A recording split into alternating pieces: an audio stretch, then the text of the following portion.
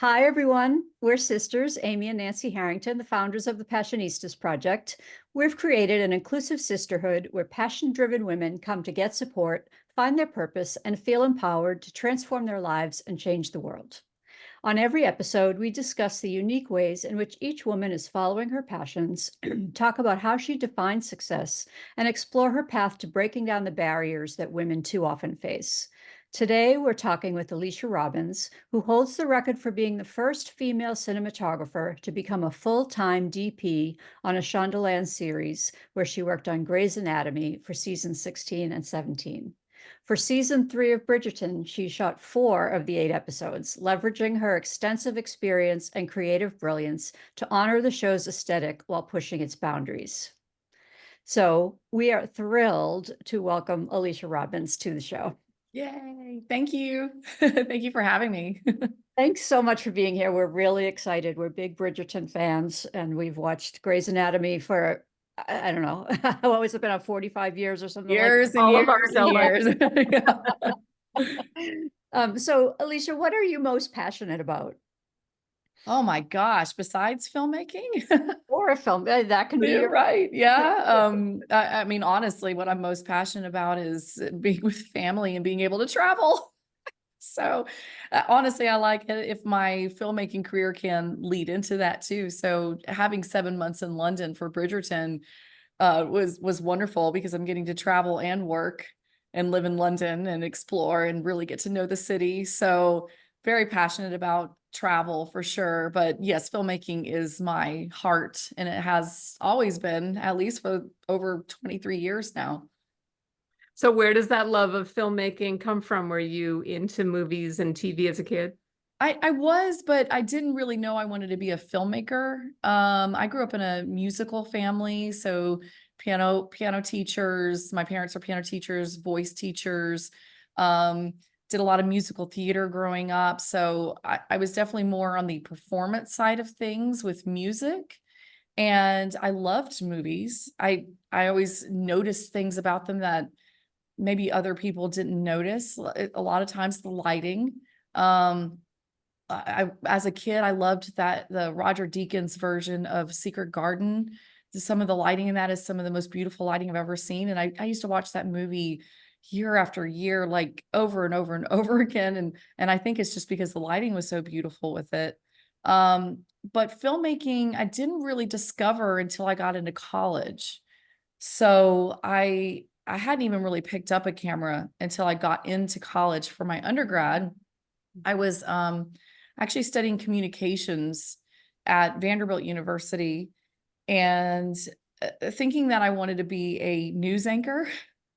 So still kind of on that performance side, being in front of the camera, but maybe a little more stable, so to speak, in being a news anchor. But I wasn't really into political science.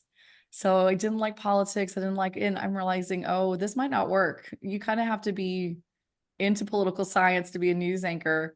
And it was literally just one day when I was working at the Vanderbilt television station. So I was like one of their little anchors that went out and did stories and stuff.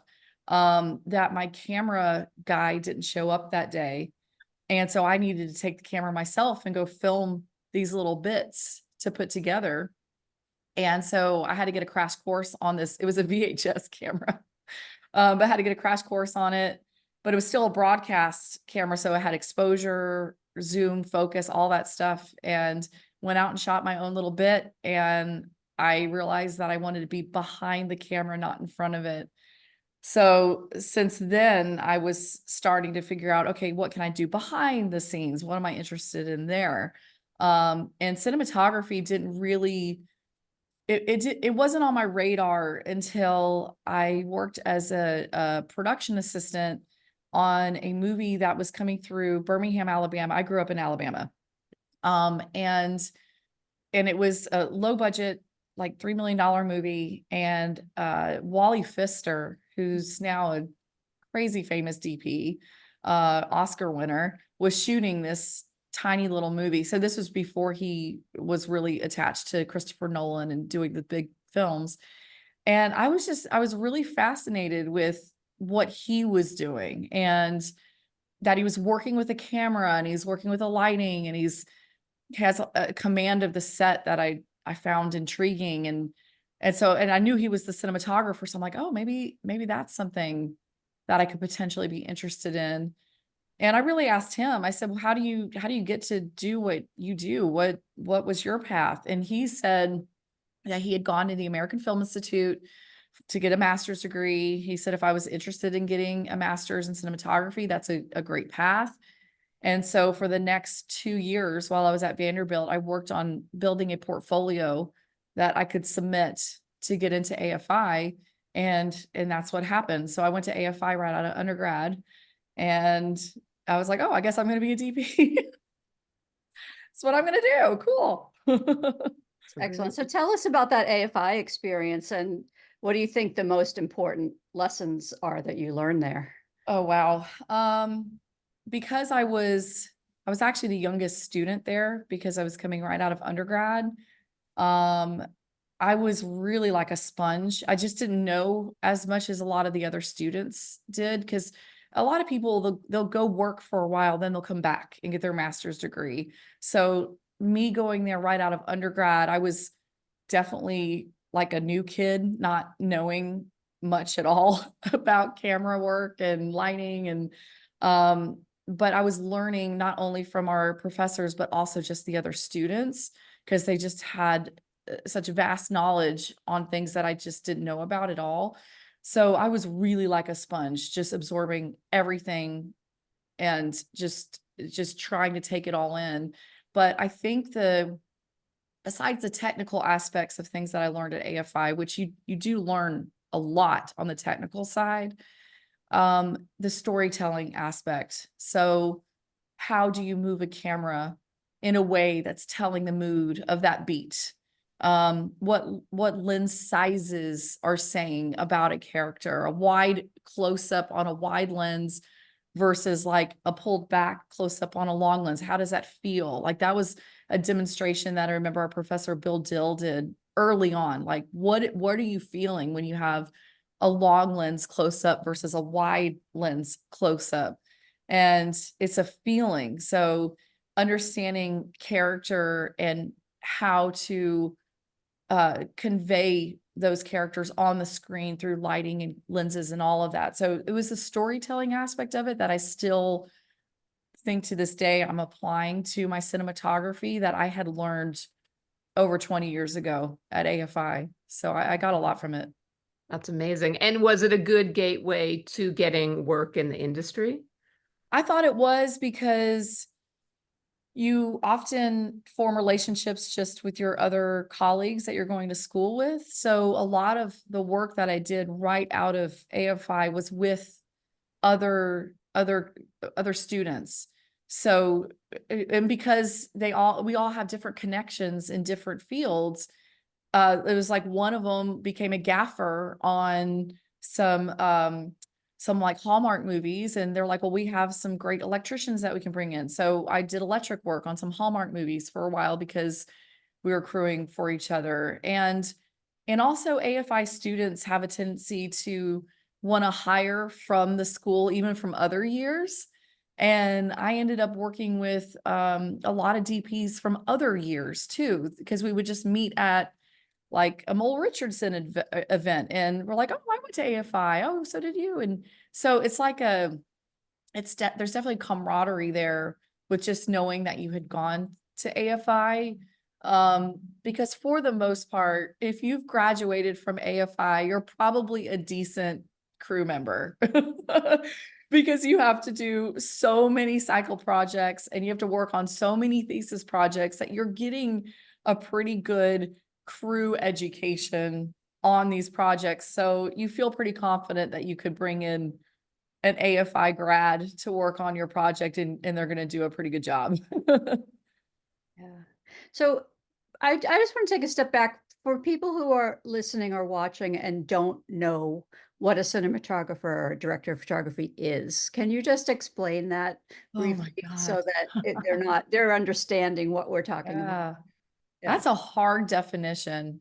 It really is, because when you're watching a DP on set, it seems very abstract sometimes.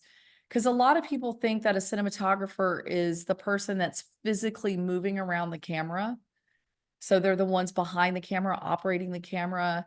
And sometimes that is the case. Sometimes you have a cinematographer that is operating the camera.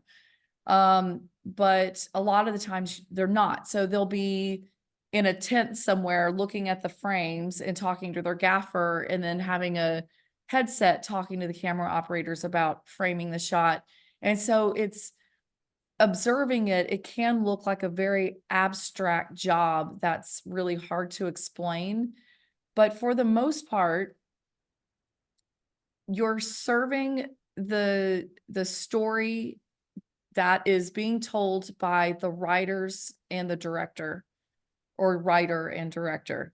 And sometimes you'll get directors that have a very clear understanding of what they want visually, and you're there to service that. Like if they know exactly how they want their close up, they know exactly how they want the camera to move, and you can just follow suit with that and offer your opinions as well and just make it better. And then there's other directors that are more of an actor's director, where they can do the blocking and they like to deal with the performance of the actors, but they're really leaning on me for the shot design of it. Like how are we going to get into this scene? Where is that wide shot positioned? What kind of camera movement are we going to get into the scene? So you're really working directly with the director from the very beginning on how to shoot the project. And you're responsible for the camera team and the lighting team. So that is your department. You are the head of both of those teams. So how the camera moves, what lenses you're putting on, the camera selection, exposure, color, all of that, contrast. And then on top of that, all the lighting. Where's the light coming from? What's the quality of the light? Is it soft? Is it hard? What's the color of the light? And you're putting all of that together and then creating a moving image that's telling the story per the vision of the director and writer, showrunner, producers.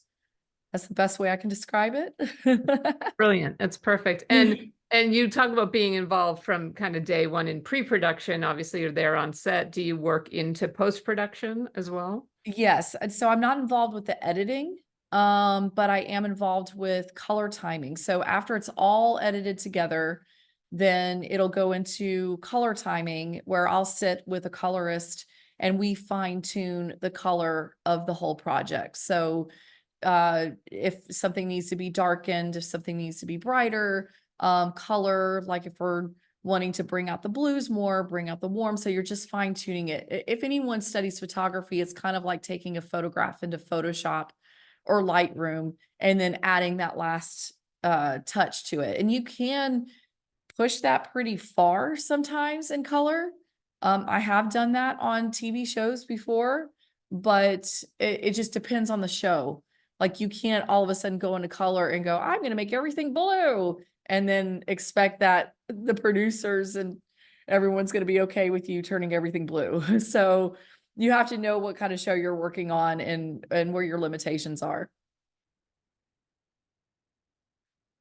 That's awesome. So let's say you're at AFI, and then what happens? How did you get into the industry? You did a lot of commercial work and docs and videos, things like that, right? It was all low budget. It was really low budget for many years. So when you're first getting into cinematography, you kind of have to do anything and everything. And because you have to pay your bills. So that's one of the main things, is you're trying to be creative, but you also have to pay your bills. So you're looking to find anything that you can get your hands on. So if that's camera operating, if that's potentially working as an electrician on a show. I didn't really do the AC route, so assistant camera work. I didn't really do that so much. Honestly, I just wasn't that interested in focus pulling or being a second and working my way up that way. For me, I would rather work as either a gaffer or in lighting department, and then as much as possible, camera operating or shooting or being the DP on very low budget projects, so I could just be practicing my craft. So right out of AFI, I ended up shooting a really low budget feature just shortly after, like 5 months after I graduated, and it was a horror movie, and it was a ridiculous horror movie, but it was pretty fun. We shot on 16 millimeter. And so getting to practice doing a whole movie on 16 millimeter was really great. And I knew that I needed a movie right out of the gate, because that's one of the things that people are looking for. Like, have you shot a feature? That's a lot of times a question. So I kind of didn't care what it was. I just said, I got to shoot a feature right away and get that under my belt, get that IMDb credit. And from there, over about 16 years, I did shoot about 8 features. But they were all really micro budget movies, but some of them did pretty well in the festival circuit. And in between those movies, I would work on documentary projects. I kind of became like the beauty B-roll gal for car stuff. So I worked on all these car TV shows, and I was the person doing the slider moves around the headlight, or putting the camera on a small little jib and getting these really these beauty shots of these classic cars. So I become kind of a beauty B-roll kind of person that would get hired on stuff. So yeah, you just kind of have to find anything and everything that you can do. And then I was also looking to join the union as soon as possible. So right away, I was starting to collect my days and trying to work my way towards joining the union by doing the 100 non-union days over the 3 years. So when I graduated in AFI 2003, I was actually able to join the union in 2007. So not that long after graduating, because I was just really adamant about getting in the union. And it wasn't because I knew from there I would get union work, because that's just not how it is. It's not that you join the union and all of a sudden you're going to get union work. That's not what happens. But to be able to say yes to any union job that came my way, even if it was a day playing gig here and there, that was important to me, because I knew that's where I would make my connections and where I could potentially show other cinematographers out there that I could operate the camera, that I potentially could be a full-time hire. So joining the union was actually very important to me. And honestly, that is how I got my break. So it was 16 years after graduating from AFI, that I finally got a break, and it was for a Shondaland show. So And what show was that? it was called For the People. So it was a law show that did 2 seasons, and then it didn't go past that, which was unfortunate, because I actually really liked it. I thought it was a cool show. But yeah, they were looking for a C camera operator / additional cinematographer. And that DP who was on it had called the union and asked, do you have an upcoming DP that's in the union as a camera operator that might be interested in doing this role? Because it is kind of a weird role to come in as a full-time C camera and then occasionally get to bump up as a DP. So some DPs might not find that appealing, but if you're looking to get your foot in the door, it is absolutely an amazing role to have on set. And they had called the union and asked if they knew of someone that might be interested in taking that position. And I had just won an Emerging Cinematographers Award for that year. And so I think I was on people's radar, and Stephen Poster was like, oh yeah, you should reach out to Alicia Robbins. She's one of our ECA recipients. And so that, and the fact that the DP, Christian Sabalt, who was making that phone call, I had worked 1 day for him 2 years prior on a day playing job. And he remembered me from that. And he was like, oh my gosh, yes, she was amazing. She helped us make our day. So let's bring her in for an interview. And so I got on that. And from there, I haven't left. I haven't left big TV. Yay. It's So amazing. You talk about taking those jobs all along the way, right? That are like, and that's the thing. It may not be your dream position, or it may only be, oh, it's only a day or whatever, but those are the things that yeah. are going to be the trigger that Yeah, gets you you that just gig. never know. You never know. And so I'm always telling people that you even if it's a small gig that you're kind of like, ugh, I got to go do this night shoot. And it was a night shoot too. So it's hard to go in for one day on a night shoot because your body isn't ready for it. And then you're ruining the next 2 days probably. So to go in to do a day playing job on a night shoot, I could see how some people may go in with like I really don't want to be here. This is silly. I'm just the E camera on it. Like literally I was the fourth camera. But what had happened on that show, it was such a huge scene that he was shooting. And I could tell that there was just a lot of content that they needed to get that night. And I was being a little bit bold, and I went up to the DP and I told him, I said, if you need help at all, just so you know, I'm an AFI grad from cinematography. I am a DP. If you need help at all with like maybe pre-lighting something to get ahead, I don't mind doing that. And he's like, oh, I mean, he was really gracious about it. He was like, oh, interesting. Yeah, that could be helpful. And so that's what he did. Actually, about a couple hours in, he started asking me, hey, can you set up this shot outside and I'll give you some electricians to go out and light it, and then I'll come take a look. And that's what we did for the rest of the night. I was like kind of hopscotching with setting up a shot, and then we'd shoot. So that's why he remembered me, because he was like, oh my gosh, yeah, that's how we made our day, was because she helped. Amazing. So not that I'm That's a saying you huge do that part. on everything. Like, don't go up to DP and be like, guess what? I'm a DP too. Do you need help? You know what I mean? Like those, you have to gauge the atmosphere and figure out what's going on. You also have to work hard and be willing to roll with it, right? You've got to be able to show, whether you go to the DP or the DP comes to you have to be able to show that you're flexible and that Yeah. you can take on the challenge Yeah. and say, and you can deliver what you say you can deliver. Exactly. That's the key too. You have to be able to deliver. And fortunately, I had already been shooting for many years, so I did know what I was doing. I wouldn't have offered that up if I wasn't confident in my skills. So I knew I had already put in the years, 10,000 hours at least. So I knew what I was doing. So that's why I offered it to him. And yeah, it definitely paid off by being very helpful. Right. So there was a study recently that said only 6% of cinematographers are women. Oh, it went up. Congratulations. It was You 4. may be the it's It might probably be you. So talk about that. Talk about breaking into cinematography as a woman, and if you feel the opportunities are improving. Yeah, the opportunities are improving. I do know that. People are actively trying to have diversity in their crew. I actually just shot Quantum Leap, where both of the DPs, me and Anna, were female. So that's kind of unusual to have 2 DPs on a network TV show. I think you're going to start seeing more and more of that.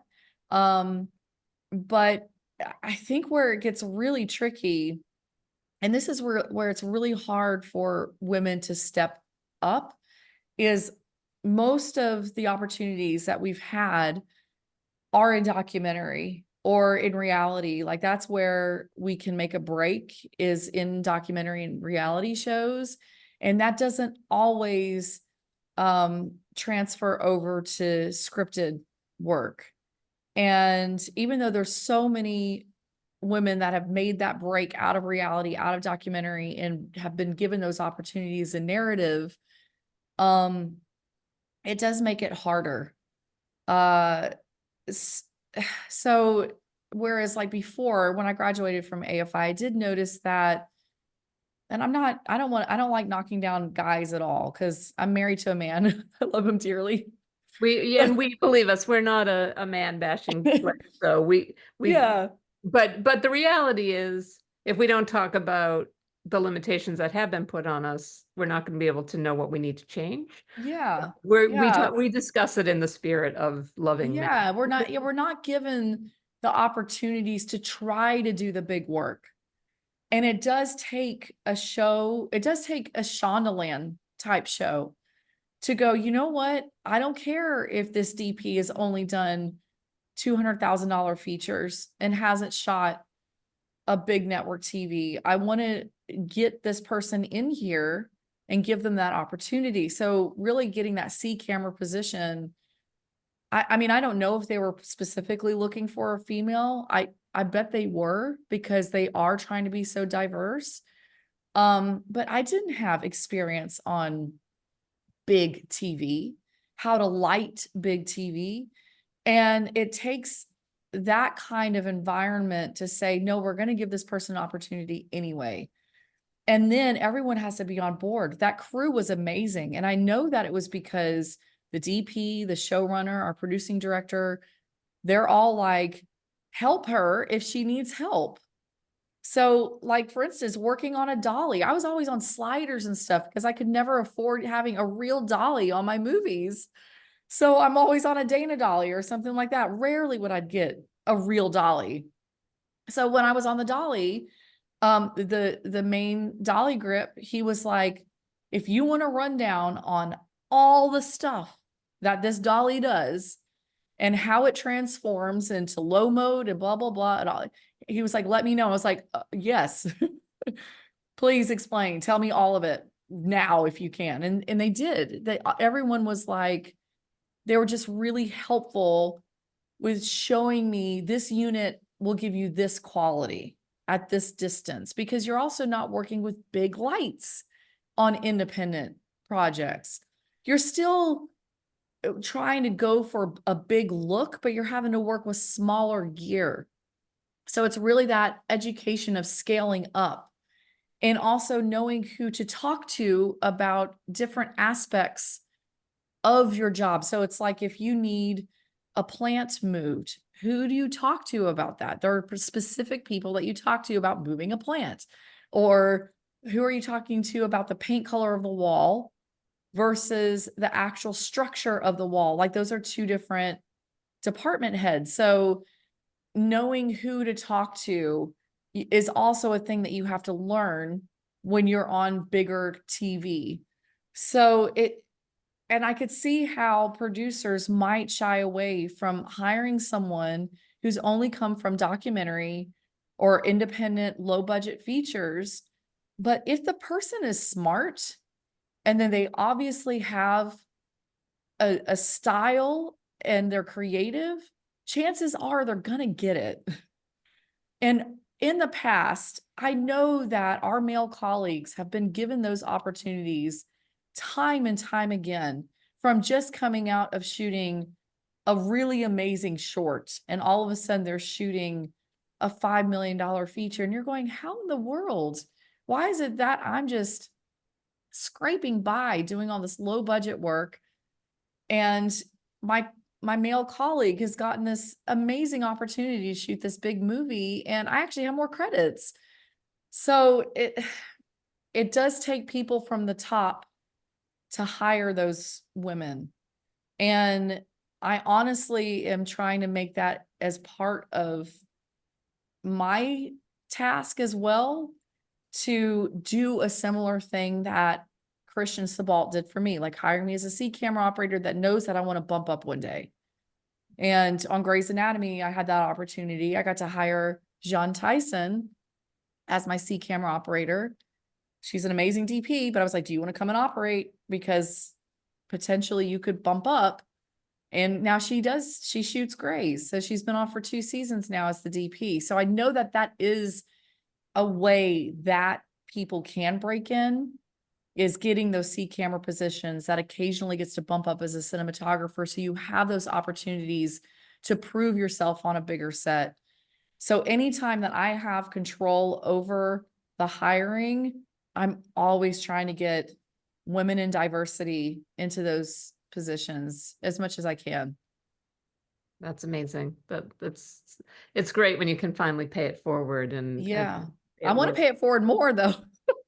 It Even sounds like more. you will. I mean, now that you're in the Shondaland family, it seems like one of those rare communities in Hollywood where they pull from within and they trust, and the diversity behind the scenes and on camera is insane. So what was that first episode like for you on Grey's? You talked about kind of learning the equipment and stuff, but what was the pressure immense, or were you like comfortable enough with the crew at that point that you were like, okay, Well, because Grey's was a whole new show, because so with For the People was where I was getting my practice.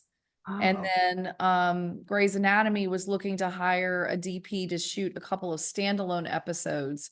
And they knew that I was over on For the People. So they asked if I was interested in coming over and doing a couple episodes. And that first episode that I shot for Grey's Anatomy was actually, it was a huge episode. Even though it was a standalone, it was a huge episode, and Debbie Allen was directing. So okay, so there is pressure. yeah, and this was going to be my first hour of TV that I shoot solely as the DP. And it was the famous Hallway of Women episode that apparently is still like one of the most popular Grey's Anatomy episodes ever. And we knew it was going to be a big one. And so there was a lot of pressure. But what was so nice about it was it had time-wise, it worked where I could bring in some of the crew from For the People, because For the People had already wrapped. And so I was able to bring crew over from For the People so they knew me. Because it was a standalone, because Grey's Anatomy had their own crew working on the main unit stuff, but for the standalone, I needed to hire a whole crew. And I'm like, well, I've got a crew. I just got off this show. And so that made it way easier that I could actually bring in people that I knew and that I trusted, and they trusted me. But that was it was a difficult episode. There was that diner scene between Camilla and her mom. That was like 13 pages in one day. I actually have a tutorial on my YouTube channel on how we did it, Oh, cool. because it was We'll 13 link to pages. that. It was the most pages that have ever been shot in one day on Grey's Anatomy. And so I showed it. I got permission from ABC to put a tutorial together on how we did it. So Wow. And what were like, give us one thing that you did that helped you make that day. we honestly shot it a little bit like it was live, like a live sitcom, not lighting wise, but having multi-camera, 3 cameras that day, because the dialogue, there were long takes too, because, and they ended up having to trim it later, but the monologues were really chunky in there. So by the time a take was done, it was like a 20-minute take. So we knew we were only going to get maybe 1 take per setup. So we'd have 3 cameras going on every single setup. We do one, and Debbie Allen is so great at just doing 1 take anyway. If she's got it, she's got it. She's ready to move on. So we had it formulated where I started with cross shooting, just so that if all else fails, it's in the can. We have all the dialogue, and if they have continuity issues, it's in the can with cross shooting. And so you understand, just in case, what cross shooting is. Most of the time you have your cameras pointing one direction, potentially with like a 90-degree angle. Look at me holding my tea. A 90-degree angle. The cross shooting, which DPs generally don't like doing because it can compromise the lighting, is where you're shooting both characters at the same time. So the cameras are almost pointed at each other, but they're just a little bit off enough where they don't see each other.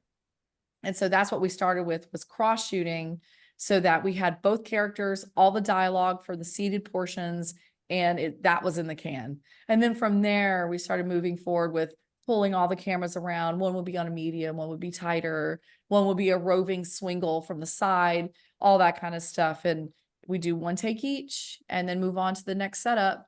And I think we even wrapped in like 11 hours or something. We didn't even do a full day. So, That's amazing.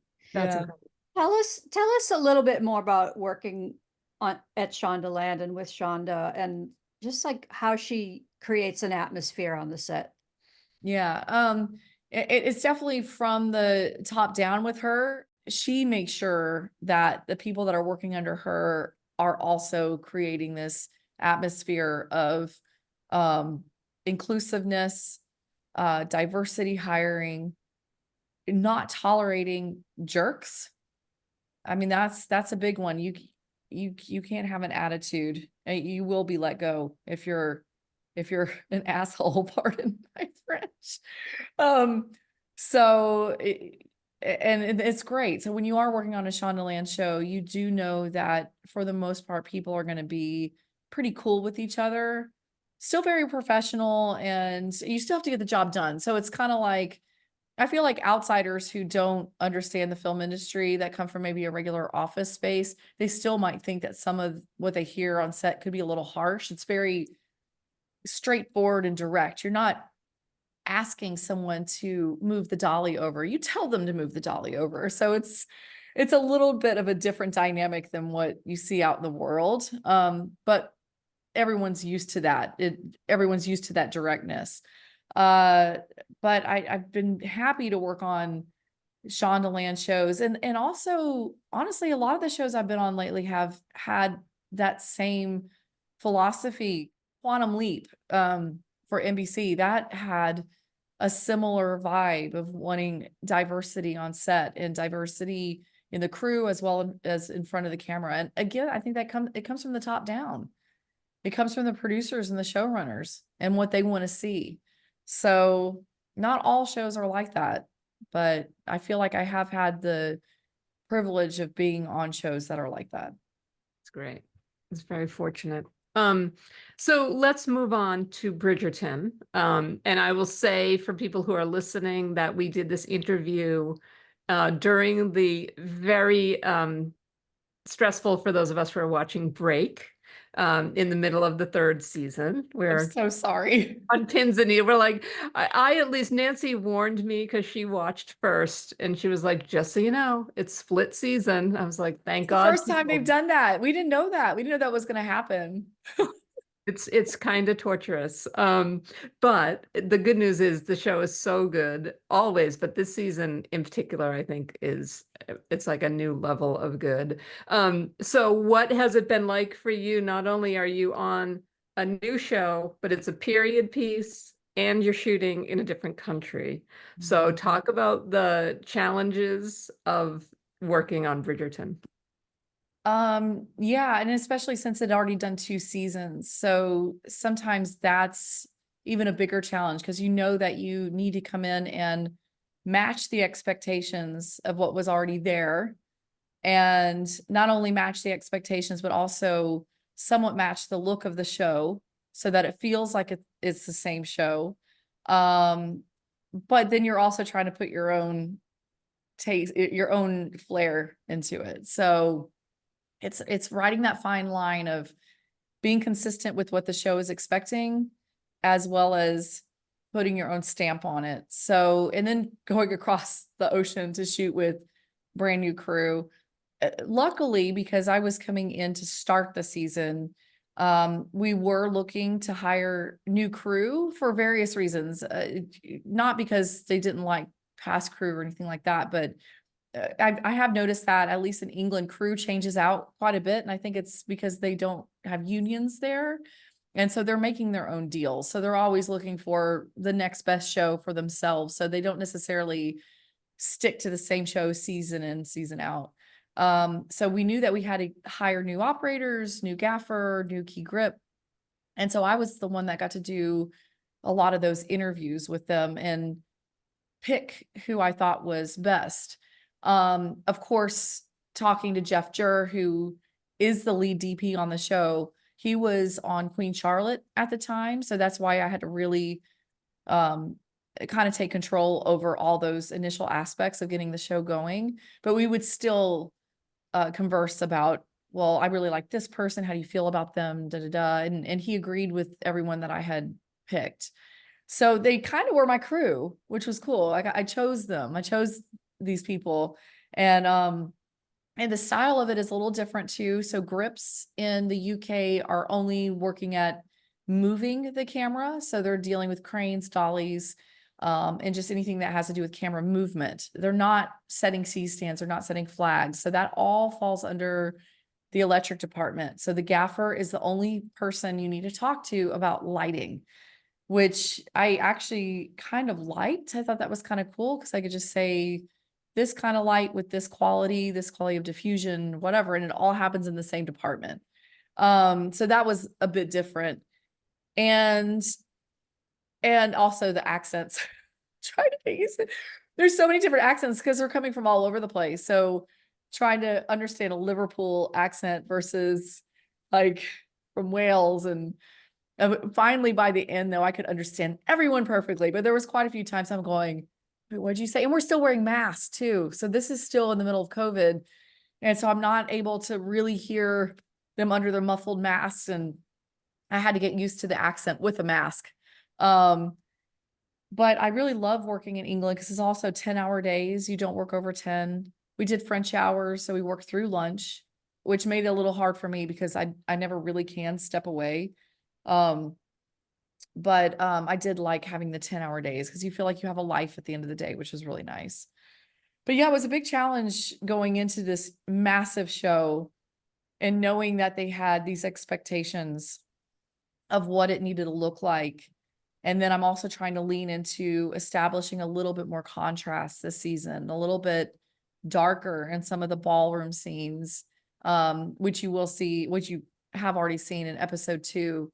That is the darkest, at least at that point, was the darkest ball that had been shot for a Bridgerton episode. And that took approval. Like I did lighting tests and everything to make sure that it was in line with what the showrunner wanted. And so I got approval on that look. I didn't just go in and go, I'm gonna make it dark.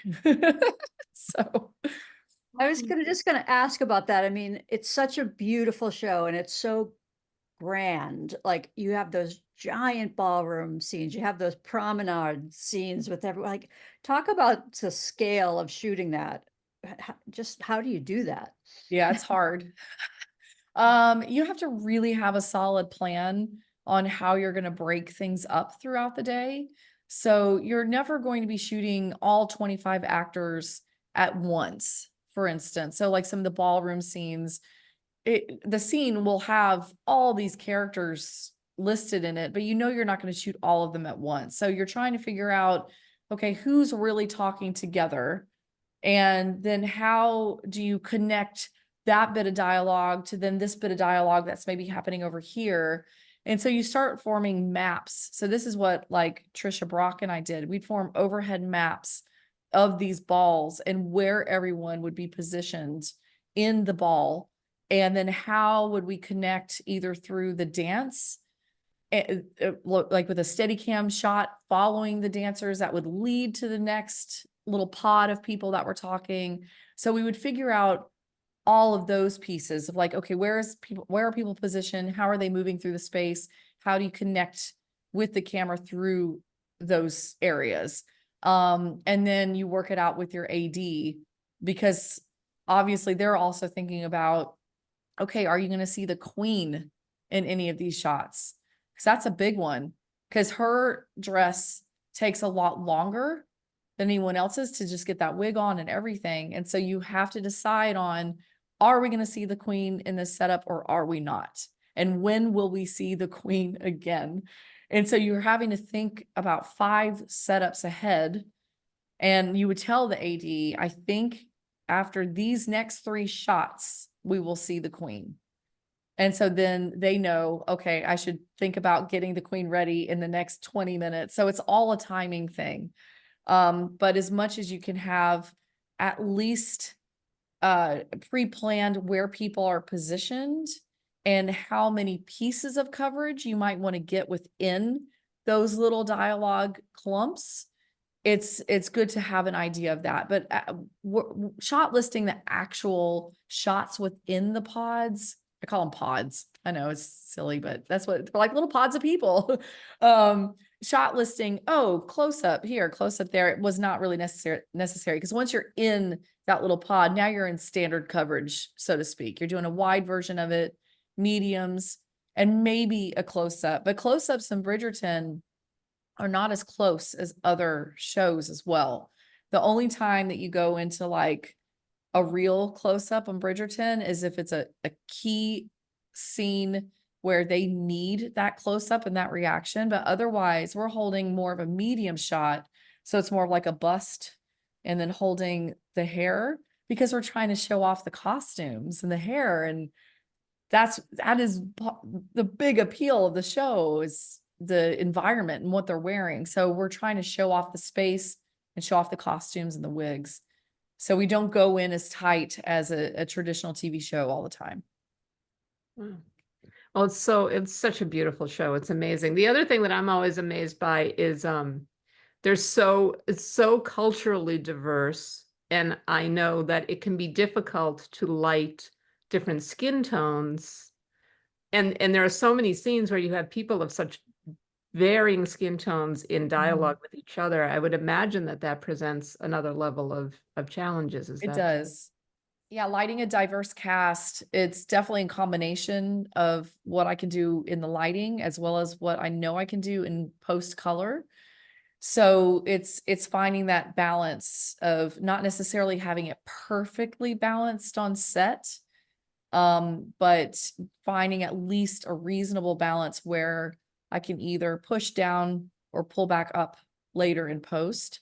But I did have some tools that we would use. We actually had it was a Rhodolite Nova, which is this round source that we would end up putting a snoot on it. So like a kind of looks like a tunnel. And we'd use that kind of like a spotlight. So if I had a scene where I had really light skin actors with dark skin actors and they were really side by side, then I would light it just overall with a key source. And then in front of that key source or off to the side, I would use this snooted kind of spotlight to hone in on the darker skin character. And it was a soft directional light. So it actually was really pretty. And this is a thing I learned on Grey's Anatomy. Actually, it was a skill set I got from there, because the past EP had used a snooted light for Ellen for many years, just to pop her a little bit in the face. And so I was doing the same thing. So it's definitely a stolen idea. And then I can dial it in. I can dial it brighter or less bright, or whatever I need to do to get that balance on set. And I would have an electrician literally on the head following them around if they had to move through the scene. And we just get it as best as possible. Like, it's not going to be perfect. And sometimes that light would spill in on the actor next to them. And so I knew that, okay, I'm going to have to adjust that later.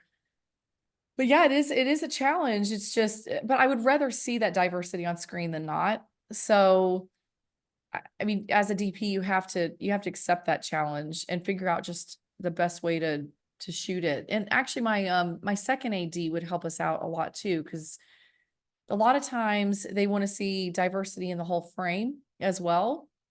But the one thing that I had him shy away from, which was very helpful, was if I had two lead actors that we were shooting that were maybe lighter skin tone, to not put darker skin tone right behind them, because there's no way I can balance that. I can't get a light behind the lead talent to fill in the background. So we would try to figure out, like on some of the closer frames, matching skin tone a little bit in the frame, so it made it a little bit easier for the lighting. We didn't do that all the time, but we tried to do that somewhat. That's incredible. I understand that this is in between part 1 and part 2 of season 3, so you can't give us any spoilers, you can't give any details. But one of the things we were talking about before we started recording today was the issue of body image with the character of Penelope. Yeah. And so without talking specifically about what happens at the rest of the season, can you talk a little bit about that, how you deal with that issue this season? Because I think it's really amazing. Yeah. No, it is. It's great. And I was actually really excited about knowing that we were going to be filming intimate scenes with Nicola. And the one thing that I love about Shondaland too is that it's not commented on. You know what I mean? Like she is the lead, he's the lead, they're together or whatever. It's not, I mean, even the carriage scene, which is out already, like I didn't shoot that one, but it's not commented on, and I like that. And I feel like that's the best way to handle the future of body positivity and making people feel more comfortable in their skin is not even saying anything about it. It's just, this is who you are. You're gorgeous. And okay, now we're filming it. And I did want to make her just as beautiful as possible. Like you could even see that with the first 2 episodes. I really focused in on trying to get kind of that old Hollywood glam lighting for Nicola. It is a little bit more directional, soft sources, a nice wrapped key. Which I do a lot of that for characters, but I try to pop her a little bit more. So she's always glowing a little bit. So sticking with that Hollywood glam and being able to do that even for the future episodes too, shooting it in that style of Hollywood glam, because think about it, back in the 40s and 50s, we had fuller figured women then. And how we lost that, I have no idea. So trying to get back to that again, I think is wonderful. And so that was kind of my guide, is how do we shoot it in a way that's that old Hollywood style and keeping it still beautiful, beautiful and comfortable for the characters as well. So having them comfortable was really important to me. What's it like to work on a set that has so many female leads? It's, it's like you're used to watching a show where there are 1 or 2 women, even in the main cast. And this show is just dominated by women. Yeah. It's dominated by women on the screen and behind the scenes too. So I had the female AD, director, B camera operator, like our producer, showrunner. Like it was a lot of women, and yeah, and then having the women on the screen too. And there is a particular look that the women need to have on Bridgerton. I mean, they all need to look lovely. So making sure that I always had those tools that create that pretty lighting on the women was really important. And so really with beauty lighting, you're looking for less contrast on the face. So kind of like even how I have now, where it's more of a directional soft source that's wrapping the face, but you can have contrast within the rest of the room. So, and that's something that I would really focus on with season 3 too, is no contrast on the face, but then the room would have sun splashes, or it would be dark in the background with just one little splash of light. But for the most part, always trying to have a wrapped key on the ladies was something that I was going for. So is there something about being a DP that people would be interested to know that we're not asking you? Oh, I think it's the best job on set. I know some people say the camera operating is the best job on set, because you get to do all the fun stuff and you're behind the camera and you're usually making the BTS shots. And so everyone thinks that you're the rock star. So people are like, oh no, camera operating is definitely the best job on set, because even with a cinematographer, you're having to do all of the political stuff too, of managing what can you ask for on the equipment side of things. Where are you negotiating having this crane? Okay, you might have to give up this light if you're going to ask for this crane. So there is this political aspect of negotiation when you're a cinematographer to get the tools that you need to shoot. But I actually like that part. I think that's really fun. So, I mean, gosh, it's just so Wait, hard to can explain. I interrupt for a second? So what makes it the best job? The creative aspect of it, I think, is the most fun, because you're painting. You're painting with light and lenses, and you're moving the camera, and you're talking about the design of what those camera moves are. You have a whole team of people under you that's helping you fulfill those shots and fulfill that look. And it's really wonderful when you're using all of these people and their crafts and their expertise, and then it all comes together and you look at that frame on the monitor and you're like, "Mwah, yes, that is exactly what I was hoping for."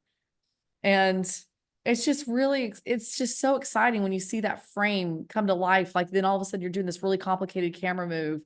Like actually the first episode, we did this really cool cable cam shot that's like going through the chandeliers. And when we first saw that move with the dancing happening underneath, like the director and I are going, "Yeah." I mean, you're screaming, you can't help it because it just looks so cool. And that's just the fun part when you're thinking about it in your head of what it might look like.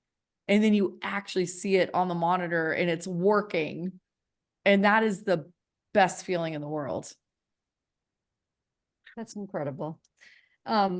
So we have, I can't believe it's already been an hour. This has been such a I'm a fascinating. chatty box. Oh, great. Flew by. It was so fascinating. So we just have one last two-part question for you, which is, what's your dream for yourself? And what's your dream for women? It was such a big one. Oh my gosh. I mean, my dream for myself is to just continue doing what I'm already doing. I don't want this to stop. And there's always that chance that it could, and that's where it's scary. You never know what the future holds. So I want to keep doing this. I never see myself retiring. So I just want to keep on expanding on my abilities as a cinematographer, keep growing. I don't like getting bored. So I'm always looking for a new creative project that is challenging to me. So I'm hoping that I can just continue doing that, honestly. And my hope for women is, I mean, it would be really nice one day if we don't even have to talk about it anymore.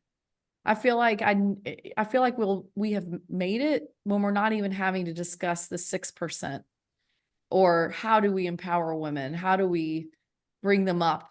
Like if that's not even a topic anymore because we're there, then I would love that. That would be amazing. I don't think we're going to be there anytime soon, but maybe in my lifetime, maybe. Thanks for listening to the Passionistas Project. Since we're not only business partners, but best friends and real-life sisters, we know how unique and truly special our situation is. We know so many solopreneurs, activists, women seeking their purpose, and more, who are out there doing it all on their own. They often tell us that they wish they had what we have, so we're creating a space for them and you to join our sisterhood, where trust, acceptance, and support are the cornerstones of our community. By joining, you become part of our family. We'll give you all of our sis tips on building meaningful relationships through the power of sisterhood, and all the tools you need to thrive in 3 key areas: business growth, personal development, and social impact. You'll learn from our panel of Power Passionistas, who are experts on topics like transformational leadership, following your intuition, the power of voting, and so much more. You can join us virtually and in person at storyteller events and meetups to connect with other members of the community. And you'll be able to participate in our online forums with other like-minded women and gender non-conforming, non-binary people who share your values and goals.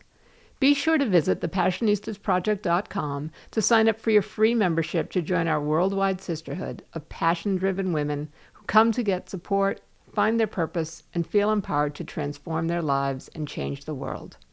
We'll be back next week with another Passionista who's defining success on her own terms and breaking down the barriers for herself and women everywhere. Until then, stay passionate.